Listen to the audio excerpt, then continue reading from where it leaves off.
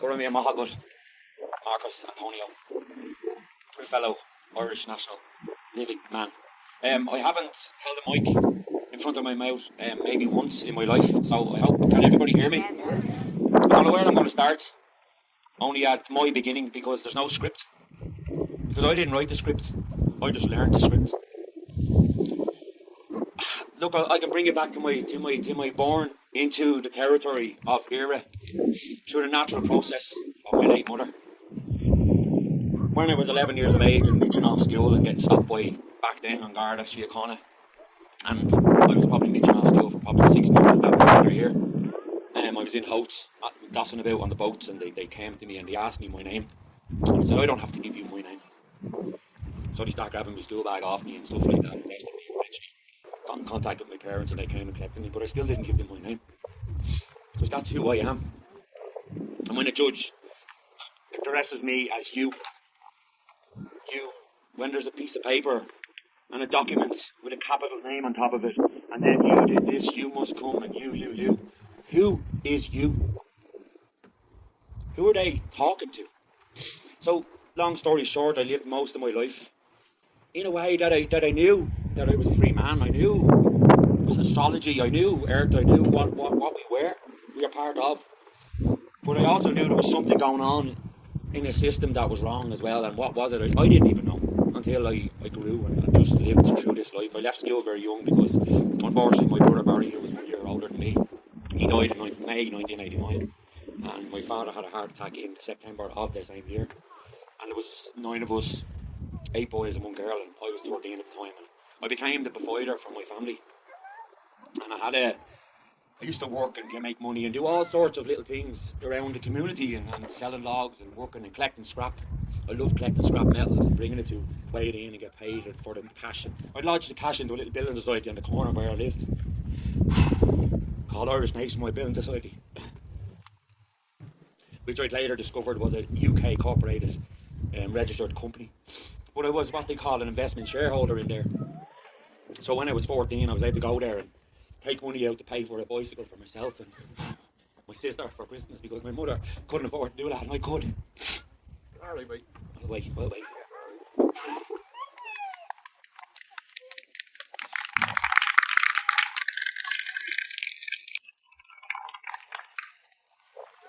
Sorry about this.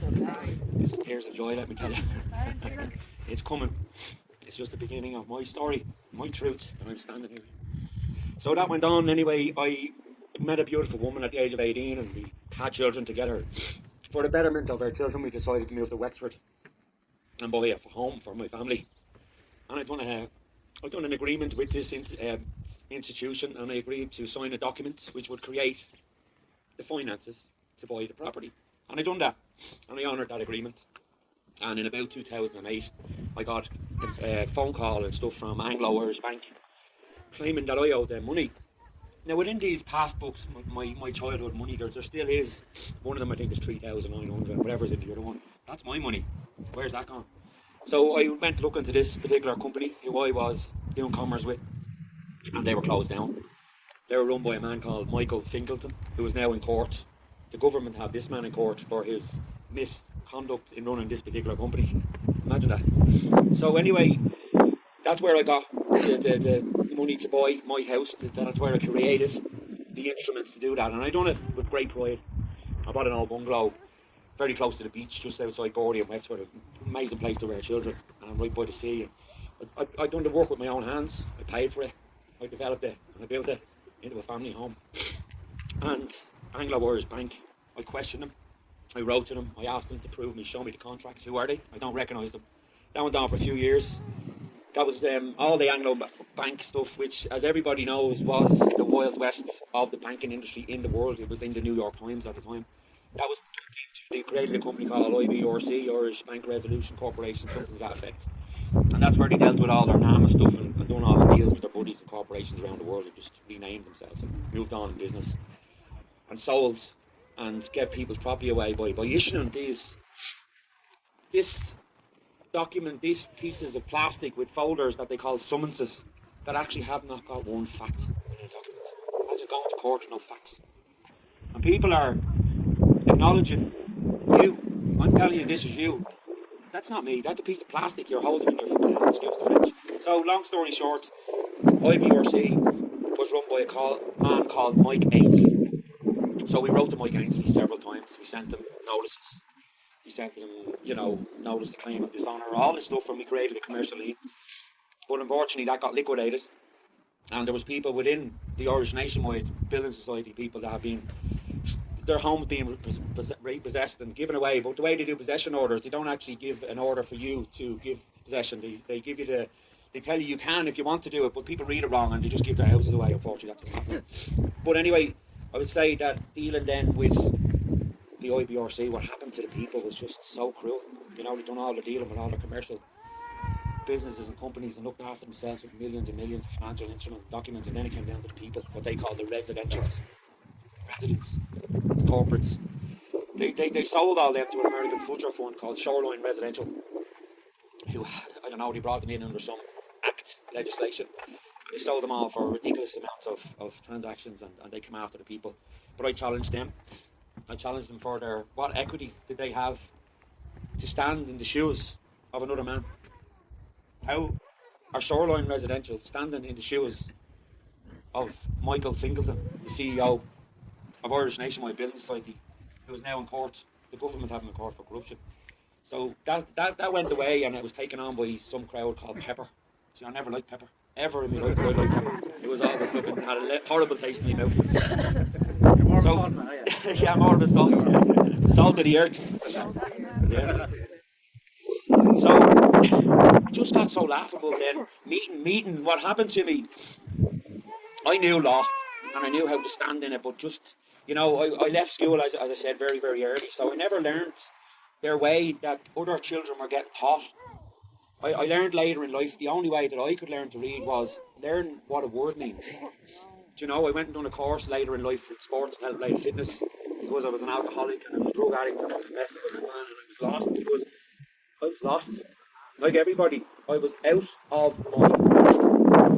And now I'm back in my natural mind. And it's an amazing place to be. And if anybody can get there, that's where we need to be because we're lost. So, where was I at? Yeah, I learned to be natural mind. So, look, I learned then about, writing letters and laws and watching people all over the world writing this stuff and seeing people in Ireland and watching people in America then get results because they claim their nationality. What's a nationality? You're a live man, right? You're alive. Now what? Do you know what I mean? You need a contract to do commerce. Where's your contract? Well, here's I created this and I got someone to stamp it. Yeah, great. Well, where's your contract? Where's your laws? What really happened? So then we started meeting amazing people, and there's a man here called Ralph Kane, and I want to Ireland. This man has created what they have is what they call their proceedings. This man has created proceedings back in a court of law, and he has taught me and the amazing, absolute amazing genius and politic of a man called Mark Anthony everything that we need to know about Irish law. Then we needed to put the whole jigsaw together. And how can you stand? So you have your document in your court, but have you appeared with your documents? We spoke to a man yesterday and he spoke about he has a document in court in Clogaelic, but it keeps getting moved around. The judge keeps saying, I can't deal with that. And I said, well, have you given her opportunity? Yeah, we went into the court and I did, and they call you Mr. Blogs rather than, but that's citizen blogs. So they might be speaking to you, but they can't, deal with it. So we needed to learn a way of how can I present myself. So I learned that how to dissolve a word together, and Ralph brought in the language, and I knew then if I can learn the language, and it's like to become a genius, you'll have to learn to speak the language and interpret it in a way that I didn't have the time. So what I did is get people that did know the language experts, people like Ralph and Mark and other people all over the country and the world, that I could get this language interpreted, that I could talk it lawfully in a court, word for word, meaning for meaning of what Clogaelic Irish law means, the rule of law on the land, and that's what we achieved that day in court. That's what we achieved. And I know there's thousands of questions because I think at this stage we've heard them all. We've heard every question. There isn't a question that any man or woman has asked me or Mark or Ralph Kane that we have not answered. I think everybody, I'll try and read this here. I only read it yesterday, and I'm what they call a slow learner because I read languages, but I read this quite easy, so it was wrote by Irish man with Irish meaning. But what, I lost my point of where I was going there, sorry. I want to... You were all about pepper. Yeah. So what we done was, how can we get Clo Gaelic, Irish law into... So this is what we did. We learned to appear in a court, you need to make what they call a special appearance. So you file the special appearance, we did that. Yeah, but the language, I know where I'm going. I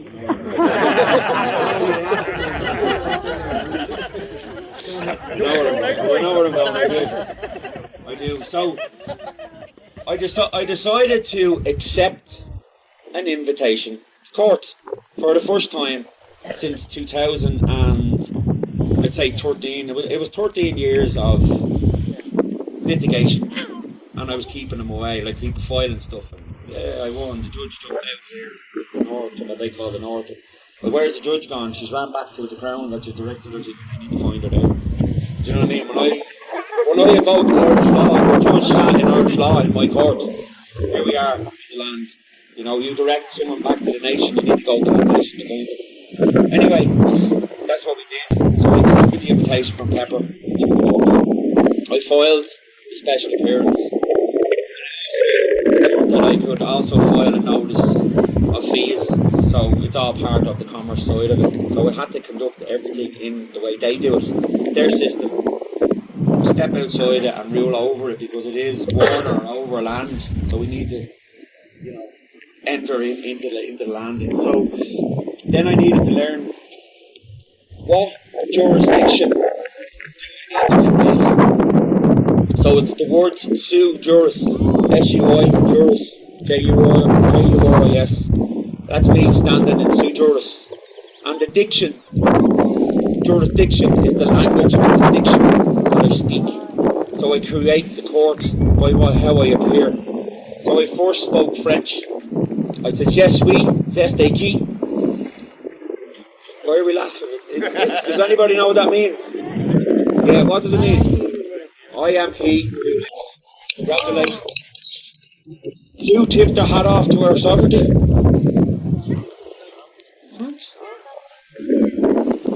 Passport, it's all here. Then I spoke Irish. Rory Green, is Adam gone? I am here for special divine appearance. Call for a constitutional court of record. And I have with me my grand jury. And my peers stood and witnessed my court.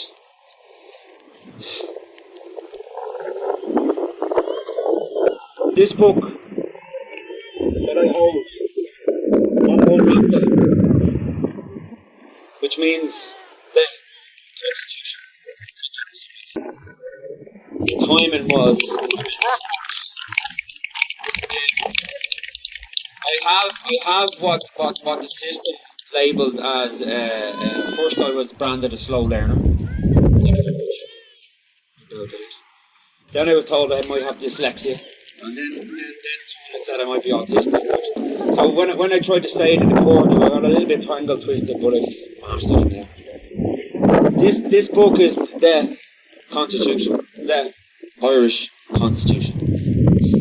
Within here we have a 63 article Clo Gaelic law for the people that was acknowledged and proclaimed 1916 and declared Dáil Éireann in 1919 and was fought for by many great people. I have my grandfather's medal here with me today for the War of Independence. It's here for anyone to see. What them men fought for, and what any man fought for, and it doesn't matter what you've ever heard of who done what. What was saved was Clo Gaelic. Clo Gaelic saved Ireland.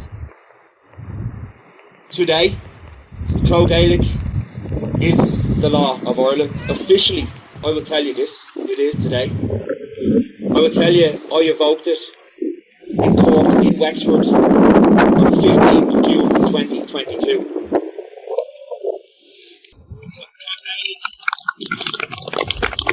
is the doll was wrote on into as law, the original and first doll. And then what we discovered through Ralph Green and our links that we made, that the Clo Gaelic within the fundamental law of Ireland, which is bhunreacta, as they call it, but on bhunreacta, the Clo Gaelic within that document is Irish law. And Irish law will save Irish people. And when you become an Irish national, you become the beneficiary of the state, and that's how you conduct your business. And within this book of the Dáil Éireann government, there is rules of government. The people are the nation under Article 1, 2 and 3. The state come next. And then the rules for the state. And then within there's also a citizen manual for Irish men and Irish women to do commerce, to do business.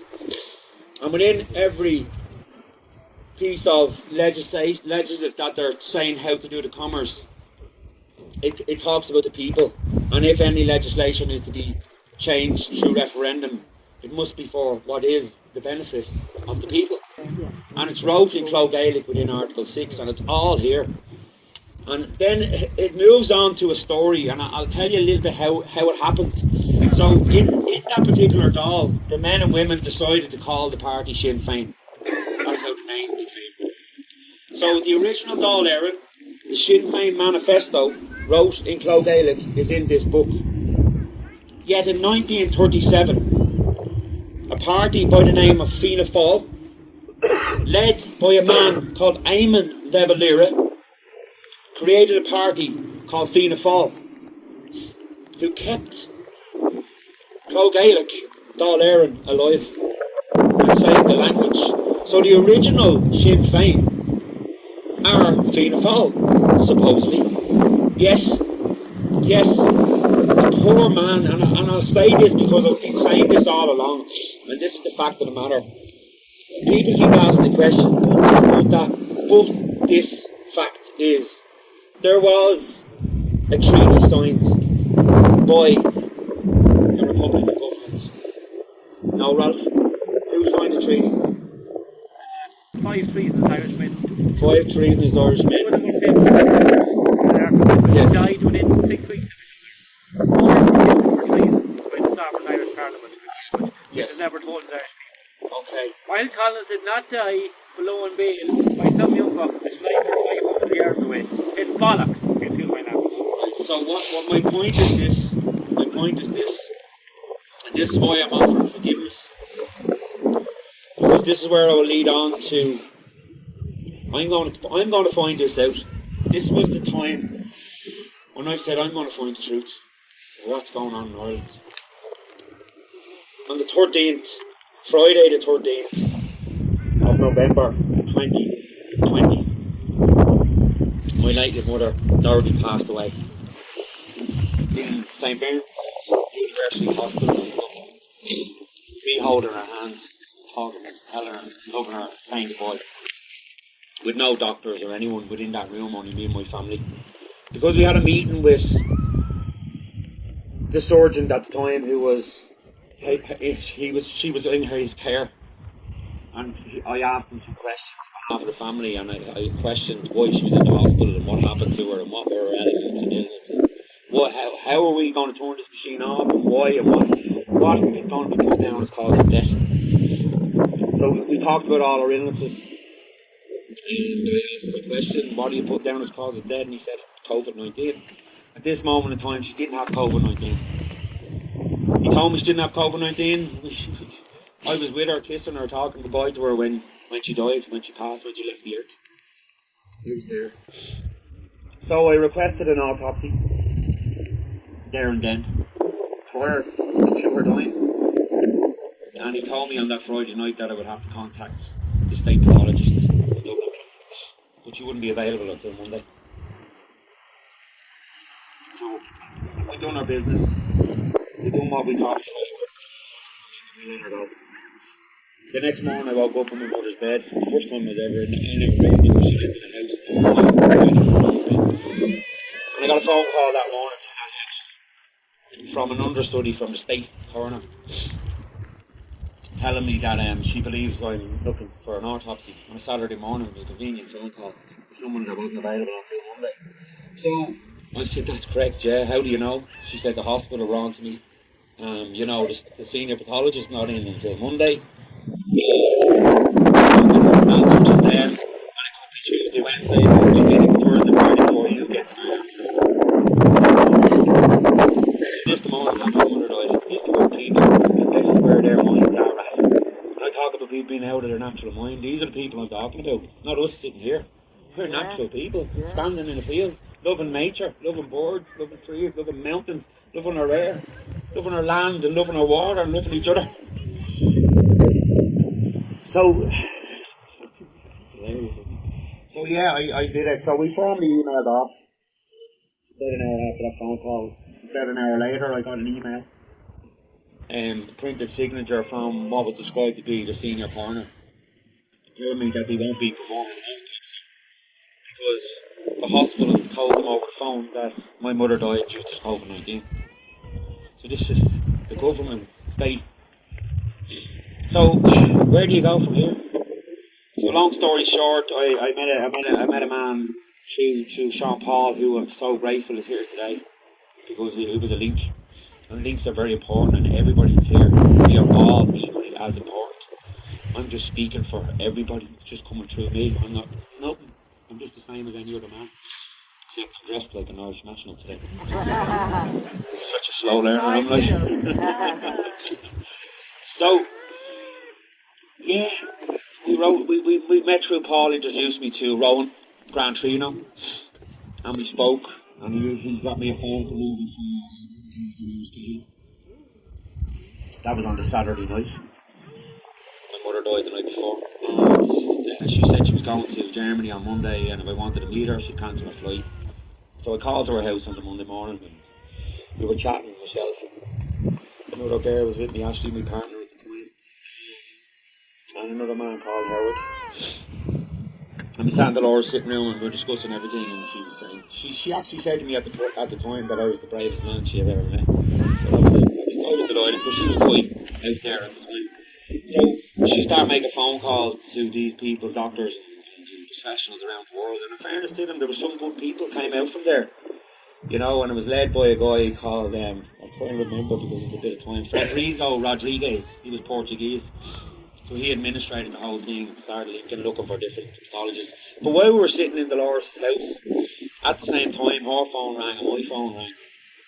Her phone was the state pathologist ringing her, and my phone was ringing from the senior pathologist at Vincent Hospital, who later we found out was also the vice chairman of the Irish Health Council.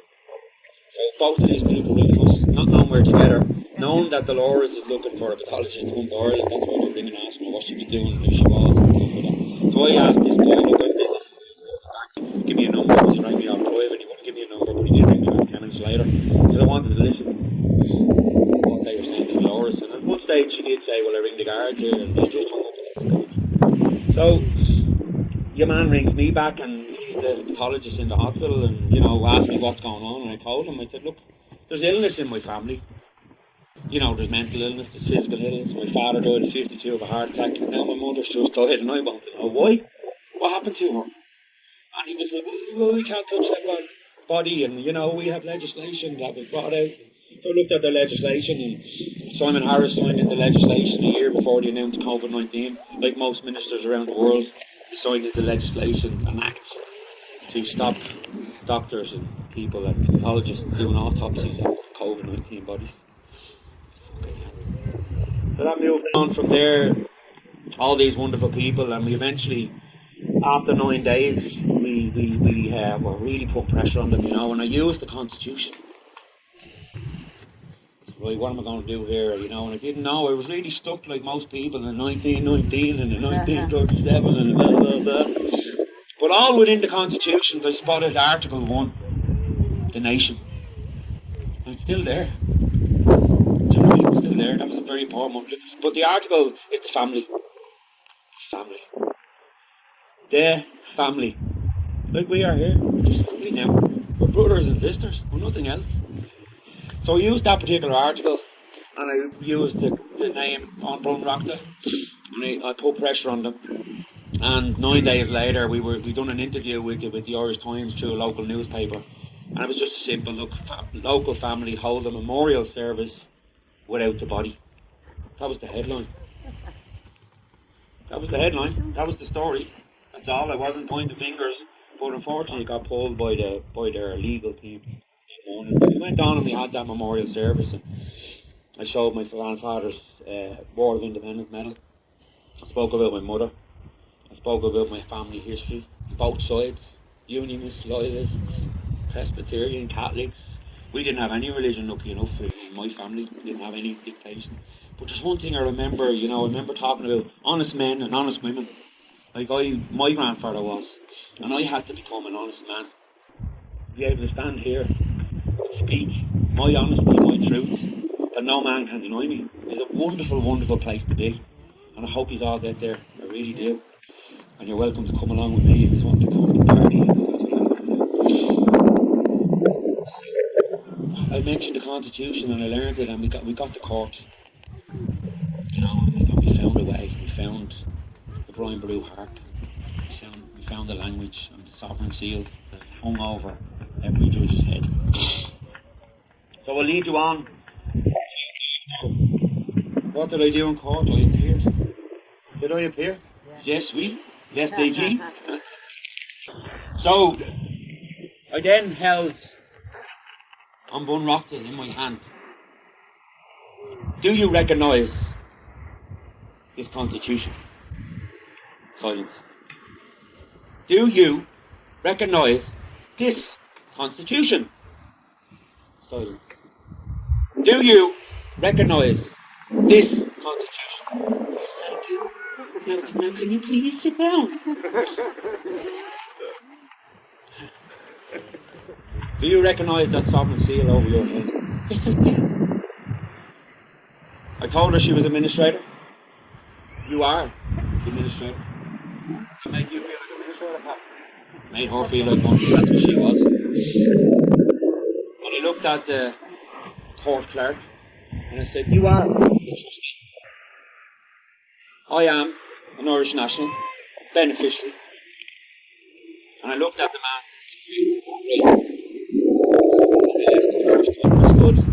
He was there. I stood here.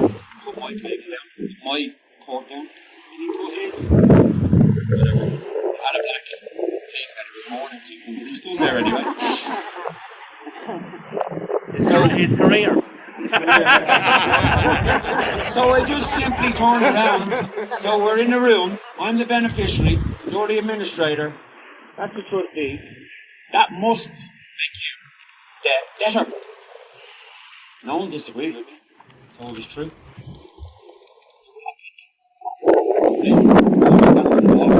And everybody in the room got welcomed to my territory. We are now standing in the territory of Eire. The territory we were born into.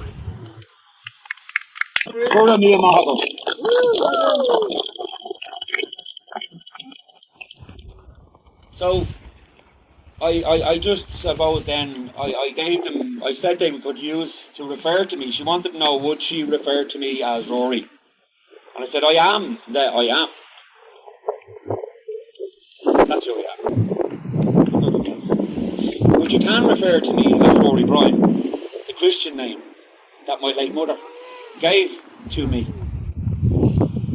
So this man stood up and started to say that the document that I produced to the court was wonderfully, wonderfully done.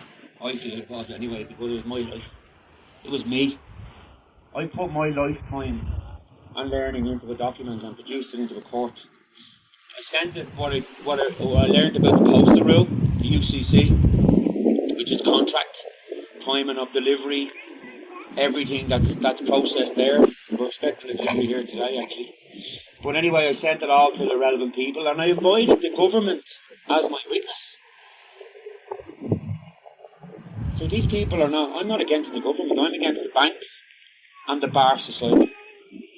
So who are being operating out of this unfortunate jurisdiction, because in the first time I appeared in court, when I evoked this constitution, the man that was standing to my left said that he was there under the 50 article constitution.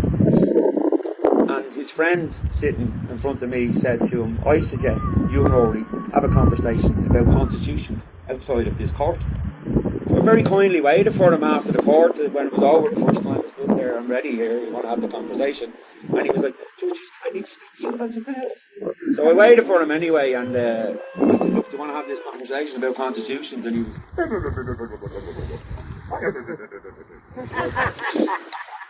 That's what you've been trained to say. You don't want to hear what I have to say.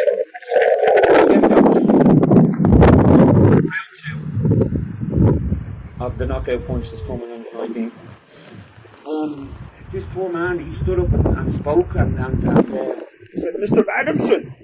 And I said to the woman, who is he talking to? He's talking to me. I didn't say it. I just thought it. She was listening to him. Sorry? She was identifying as you. She was identifying as me, yeah. I was you. I am. She didn't know who she was. At one stage it was funny because she said, I'm only the referee here today. So, anyway, when he stood, I said, who was that man talking to? So he was obviously talking to her. As judge of this, and she held this thing in her hand, proceedings. I said, I've given you my document. You want to be judged here today?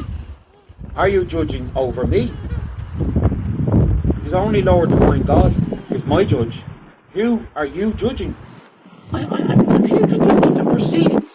And I said, well, you have to judge the facts. Have you seen my document? Have you seen my document? In front of my jury, see, you had your document in your hand. So she said, I've seen your document, but I handed it down to Mr. Barrister. Because when she received the document at the start of the court, this is the game they play in courts, they receive your document and it'll have whatever stuff, all their pages and documents. But when they turn it over, when they take it up and turn it over, it's blank at the back. They're looking at nothing. There's a man here called Raphael, and I do have to mention him. He's standing at the back. He's a wonderful Polish national. His two children have been born into the territory, so that will lead him wherever his journey may be. But I want to thank him for being the Z on my documents. Follow me a Malbush. So we discovered a way, because I knew finance, you need to make a document, so we discovered how to put the stamps on the back of the document, the thumbprint, the live. But the big thing was put a Z right across, big Z down on the stamp, which meant when she turned over the document, this is exactly what happened. Just takes it over. And she goes to the barrister. And that was the moment in the court that I said game on. Because outside the people before I said the thing I need to do is get my court into her hand. That was the importance of this. It's now live. So she handed it to him. So he had it in his hand. We wanted Mr. Adamson to choose an affidavit. All we want is him to tell us we don't need all this. She's going, you can have it now. So he was crying for an adjournment, and she said, I'll adjourn this case because he said an affidavit. And I said, well, in there is an affidavit. It's just some more with the affidavit. I told you. So she said, when did this come? We haven't received it. And I said, it's here. It's been posted to you. Registered post when I said I would arrive. So everything's here. But I also filed it the day before into the court, stamped it. So they had it in possession, and then they received it. The CEO of the bank have received it, and my witnesses, Drew of the Harris family, Simon of the Copley family, Paul of the Gallagher family, and Garrett of the Lynch family.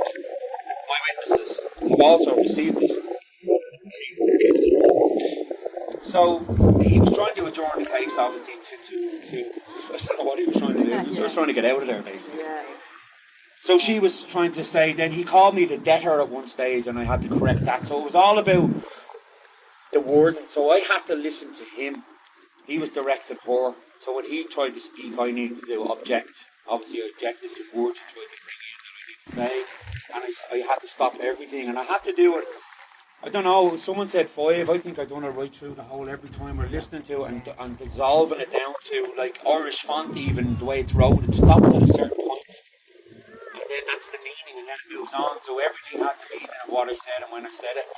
But the greatest moment in Irish history, in that particular court, was this particular moment when I corrected that I was the beneficiary of the debtor.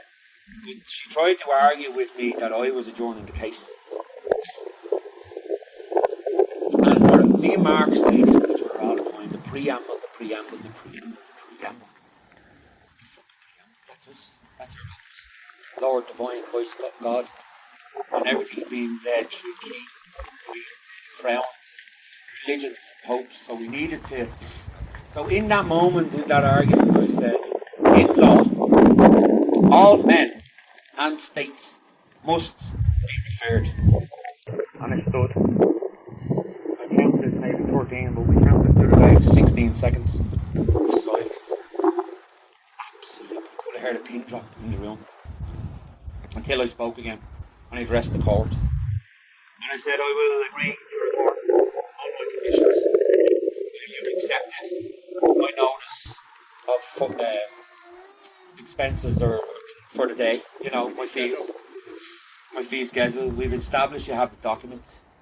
Under the postal rule, conditional acceptance, I must be replied to. So it's all down to the financial institutions now to reply in law. And I adjourned the case on those grounds, and I thanked everyone very much, and I asked them all to leave. So this woman sat there. I don't know what was going on with this poor man here, and the clerk was there. So I told him I had my invoice. So I walked up to the office. I called her. He was sitting behind the screen, and she was there. And I produced my invoice, all this sort of blabber. And I was putting all the stuff back in because I also played it in a way that I needed to have my court, and it was very, very important. And the Constitution, the passport, your connection to it. People talk about correcting your status. I've done correcting my status in the sense that I've got my mother's maternity records. I've got my birth certs, my authenticated birth certs. I've done the postal rule, which is very, very important because when you post to a living man on a destination, you've proved that exists. So, you know, the rules are here. So, we had all the live life claims, all done attached to the document. We had my passport, national identity. In Ireland, we had the Geneva Bible, which proves how they bastardised languages into the King James Bible and took out the word God and the King became God. Because the word Lord is in all caps of the pages, which removes it from the pages. And also in the King James Bible on the front it says Holy Bible, capital letters, which is actually just makes it a black book.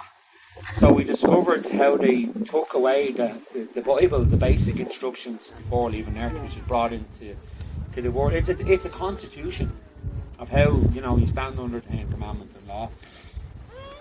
But then there's other ways they can get you on. They can try and get you on, like, you know, the Mental Health Act. So we covered ourselves with a beautiful woman here, Caroline, Dr. Caroline, joking. But anyway, Caroline, you know, we done got the doctors, got all the written that I'm sane and I'm well, and I created my history.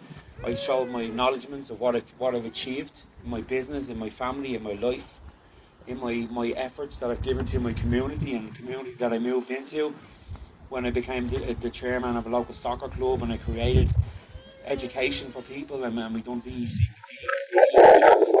courses that I all the stuff that I'm saying. But there was another key to it was they can get you on being a pauper. If you don't hold gold and silver, which is God's money, physical currency, you are a pauper. So you can break it down on so many different levels. And everybody's been broke down. And I talk about my mother's history of what happened.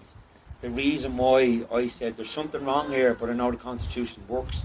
Because at that time, just after that speech that I done live on RIP.ie, that tried to get distracted by Dolores Cal, which we later discovered is unfortunately not a good woman, let's say. When I done that particular speech, they handed over the care of my mother's remains to the family and me in particular. So we proved Irish law works, but we didn't have what we have here now. So we turned the case in Irish law, and we proved Irish law. So if you're standing and you're only using physical currencies and debt notes, you're a debtor. You know, you're in a debt system. You're either a citizen, a resident, or a person. CPR, citizen, person, resident. Correct. Yeah. So I'm just going on a little trail of thought. Sorry. So that's what we discovered. So the idea of having the 40 pieces of silver came really, I suppose, David Strait was a very good man. Now, he obviously nearly achieved the right year. He talks about the Declaration of America and independence and stuff, and they're doing good stuff. I don't know him well enough to trust him. I know this man here well enough to trust him. I know him well enough to trust him, and I know everybody here well enough to trust him. So therefore, Ireland can only be saved by Irish people. There's no one else can do it for us. If we're looking for influencers and outsiders, that's why we're here today, on our knees, trying to save Ireland. It can only be done from within. So the amazing man who is the president, who also got caught up in all this, and they all got coerced and legislated into this. Facts are facts here. We all got led. Even this particular language, pre the declarations, the proclamation, they were banning it from schools. They were stopping Irish people learning it. It's been going on for... I would like to think that they have now found a way out of this themselves. This constitution has offered an opportunity for everybody to stand up, including that sergeant who enacted his acts under this legislation, and including Michael D. Higgins, and including everybody now has an opportunity to step out and remove the water and step onto land and step into this constitution. And I believe in my heart, and I have absolute no doubt in my mind that it's actually happened that day. I don't know if I've done it or it was already happened, but it is happening. I can see the ripple effects, and I can see the signs, and I see the language that they're talking, that it is going to be a way of announcing or admitting that we are an Irish Republic, and that's how we're going to move forward. And they've been found out. You know, they're trying to now, the crown is falling. The crown is falling all around the world. They're trying to introduce a thing called syntax grammar. And the laws will be rewrote, and people will be controlled by the World Health, the WHO, and the New World Order in this grammar. But if we hang on to Irish law and Clo Gaelic, it's untouchable. And that's what we need to do to stop it. And this is what we've done here. So the crown is falling. We're in Irish law. On the 19th of July, there will be another constitutional Irish Court of Record in Wexford. We want to stay calm, because this is not... Look, this is happening here, right? And we've done it. And it's like, you see who's standing here and who's listening. It doesn't matter who's listening to me, for me. What matters now is the people who need to listen will listen. I think people should listen to learn, and learn to listen to what we're saying, because it will affect them in a very positive way. And I'm not looking for anything else. I'm going to offer it. You know, Mark spoke about being an ex-addict, and I mentioned earlier I was an alcoholic too. And there's a saying they used to say in there, and it's called, share your experience, your strength and hope. Share your experience, strength and hope. And that's what we're doing here today. Nothing else. I'm not doing anything else. I'm proving facts. They're all here. I have every constitution in front of you. I have the full Dáil Éireann, I have the democratic program of the first stall. I'll read it out if you want. Do you want to read it? Do you want me to read it? You read that perfectly, yes. Okay. I'll read this and then we'll finish up and we'll have a little break and when we'll hang around we'll ask questions. Or is anyone else want to speak? Before we do it,